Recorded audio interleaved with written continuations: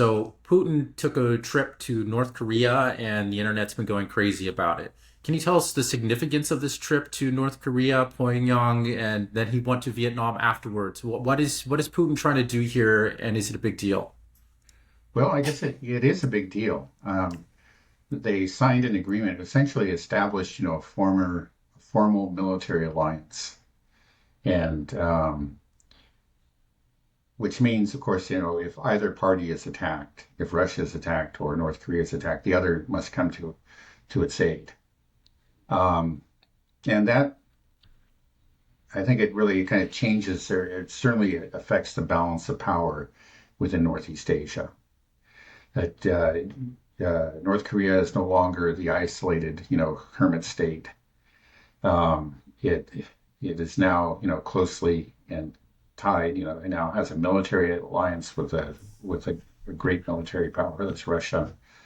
And I think, from a lot of the very angry and responses that you're hearing from places like South Korea, Japan, and the U.S., it tells us that this changes things. It was kind of it could have eventually affect like decisions to uh, go to war, over Taiwan or whatever, because it's just um, though though North Korea is it's a small country and very poor compared to South Korea. It actually it's very capable in some important ways, especially when it comes to military matters. It's got it has nuclear weapons. It's a nuclear power, and it has ICBMs. It has the capability of manufacturing apparently millions of artillery shells, and now we understand, and you know, in war as it's now conducted, artillery is king once again.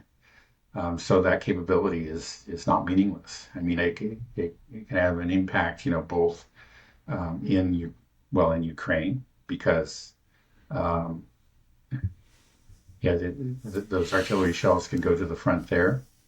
But there's even a chance of, let's say, for example, in Ukraine, if NATO, for example, sends troops, finally does put boots on the ground openly, the way that Macron has been threatening they do. Well, the Russians might respond by inviting the North Koreans to bring in troops, and so we could see 50,000 North Korean troops fighting on the front lines.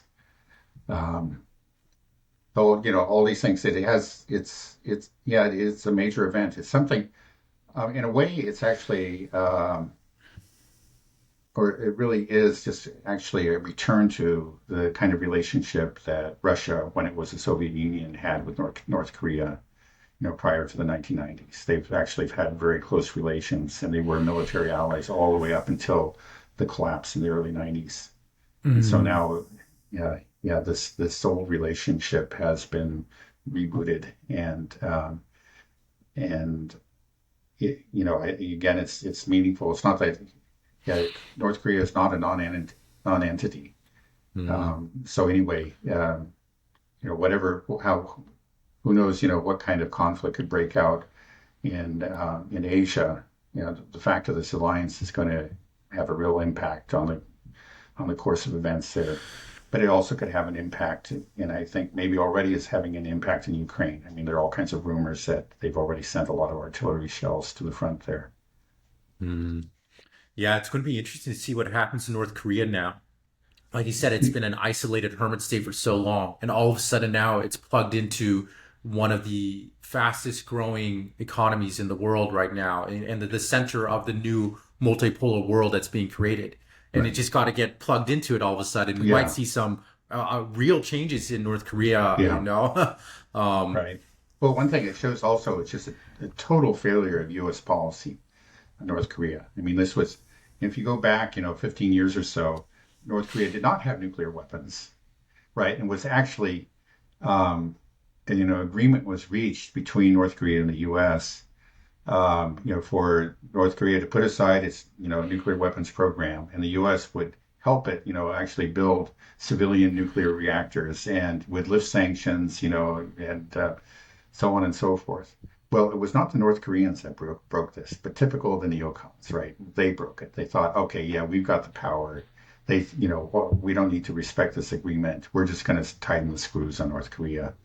And so, what's the end result? North Korea has nuclear weapons. Now, North Korea is, closely allied with Russia, and the sanctions. It's failed entirely. Economic isolation has come to an end, and they're a nuclear power, and they're going to be more prosperous too as they go forward. Because they, this relationship with Russia is always going to help them. And their relationship with China has been improving markedly over the last several years too.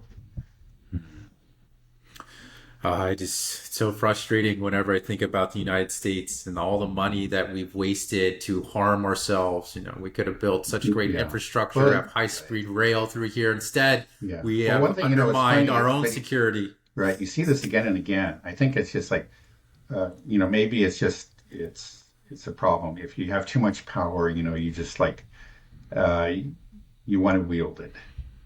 Um, but and it seems like the clever, cold, calculating thing is just to directly apply military power or sanctions or whatever to get your way. Mhm. Um, and there's people that talk about negotiations and diplomacy. They're just soft-headed. Um, that's just kind of their bleeding heart liberals. This that obviously don't work. We are the realists. We understand. No, they're not the realists. The fact is, like, when you use sanctions and you use these heavy-handed tactics, if you make another country into an enemy, well, they regard you as an enemy, and they find a way to overcome your sanctions. And if you give a country a reason to cooperate, it will, and it can work together with you. You may not be able to control it the way you want to, but they will cooperate with you.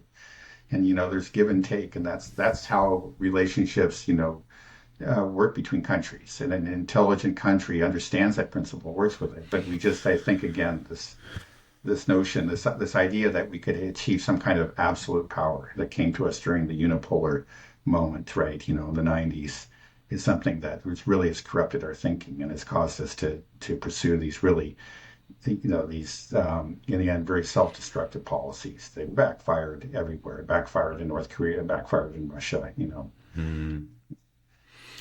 Yeah, well, I mean, we're seeing, and Putin it seems to be shoring up a relationship with Vietnam as well. I mean, it seems like all of a sudden the whole world order is changing very rapidly. Putin's been a busy bee. He's been jumping around all over, forming stronger relationships and leading this multipolar world that more and more people are getting interested in and wanting Right. to sign up for, being part of BRICS. And I feel like the U.S. is just kind of sitting here twiddling their thumbs with only one gear moving forward with Yeah. this neocon project of dominance, and Right. it's just going to blow up on our face. I mean, Right. it seems Right. like, So, right. yeah, he's playing chess, we're playing checkers. I mean, Putin, I think what he's doing in Asia is to, because he knows things are heating up between Taiwan and China and the US. So I think this is going to change kind of the whole balance of power and strategy there. Maybe Vietnam is to counter our Philippine presence, in the South China Sea. I don't know. Did you see anything? What's Putin's next move? What do you think he's doing here in Southeast Asia? Is it pretty much what I said? Okay. Well, I think it's quite clearly in the case of North Korea. There's a large military dimension to it. Vietnam, I think less so. I think it's mostly about economic relations and boosting trade. And the truth is that Vietnam has a very large economic relationship, or very extensive trade with the United States. I think it's 100 billion a year, and Russia only has his president is only trading about 5 billion, but he wants to boost that. Um, and Vietnam, has historically has had a very tense relationship with China. Now, I understand that it's improved over the last few years, but still there are tensions there. Um, but but clearly, I mean, the Vietnamese welcome welcomed Putin and value this relationship, and they're strengthening it, and just showing that it's not that he's trying to muscle out the U.S. But it's just he's showing that the Russians are here, and they have friends, and they have the more friends and the more extensive their um, economic ties, are with these different countries, the more problematic the efforts to obviously to isolate and to sanction Russia become. Hmm. Okay. Well, is there anything else we want to cover before we wrap it up for today? Um, well, maybe I'll just a real quick kind of summary of what's been going on in Ukraine, on the front lines. Like the the Russians continue to advance pretty much everywhere on the front line. The one place where it's more or less static is actually in Kharkov, where um, the Ukrainians have just thrown a huge amount of forces, and with it, uh, quite possibly they intending to launch a counteroffensive there. But just about everywhere else, the Russians are advancing. It's not so much, for a while it was clearly accelerating. I would say it hasn't accelerated since then, but the advance has been steady. I mean, it's a lot faster than it was, let's say, 6 months or ago. So there, again, like every other day, you hear another town that, is captured by the Russians. But what really has changed, and maybe where we are seeing some acceleration in the recent weeks is the number of casualties that the Ukrainians are suffering. That like in recent days we've had casualty counts, according to the Russian Ministry of Defense, of 2,000 or even higher. They've been in the pretty much the 1,500 to 2,000 range, almost every day for the last couple of weeks, and that's a big increase from. Well, it's a considerable increase for me, like even like 2 or 3 months ago, which was a considerable increase over the previous 3 months. So that's going up. So even, again, the thing to remember is that Russia is waging a war of attrition. And when the Ukrainians fall back, they'll move forward. If the Ukrainians insist on trying to hold the line, they'll just pound them, and often the result is, of course, the casualty counts go up, and that's what's happening now. Okay. Well, that's terrifying. Yeah, no, it is. It's one country. I guess it would be worse to be in Gaza, but it's pretty awful to be in Ukraine too. I mean, it's not a Mm. country I'd want to be in. Yeah, I see some awful footage. I saw one yesterday where I guess it was a Ukrainian was following a soldier, Ukrainian soldier following a Russian drone to surrender, and Right. then a Ukrainian drone came and blew him up. Because they don't want anybody to surrender, so Yeah, they kill yeah, their own men. yeah. It's No, just that's right. getting There's killed by drones. Yeah, and by Just one of your nasty, own too. And that's not the right? first time that's happened. That happens quite frequently. I heard. I mean, possibly this is apocryphal, but that story actually didn't end right there. Apparently, he wasn't killed, but he was severely injured. And then the Russians, with one of their own drones, delivered water to him and delivered a message to him, and and they did get a response from him. But then they tried to contact him again, and apparently he had died. That's It's sad, Yeah, scary. I heard.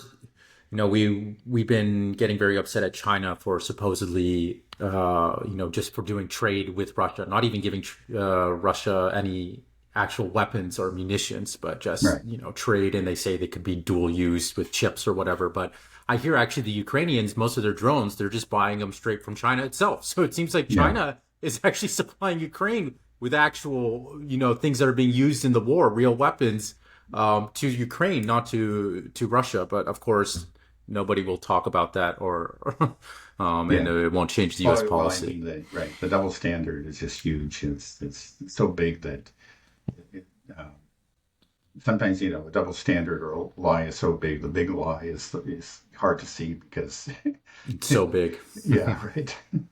Yeah. Okay. Well, I think we can end it pretty soon then. Okay, It's just going to be, I think it's going to be interesting. We said, both rumors that we both heard that the Ukraine will try to launch some type of counteroffensive because they have pressure from their Western handlers to do this by the beginning of July. So we're talking about maybe within 10 days. And then, we both think that this theory of Netanyahu starting the invasion in Lebanon before the presidential debate on the 27th is plausible. So, Possible. we might be, we might be looking at some big events here within the next week or so. So, yeah, we'll keep everybody updated. Okay, Dad, thanks a lot. Okay.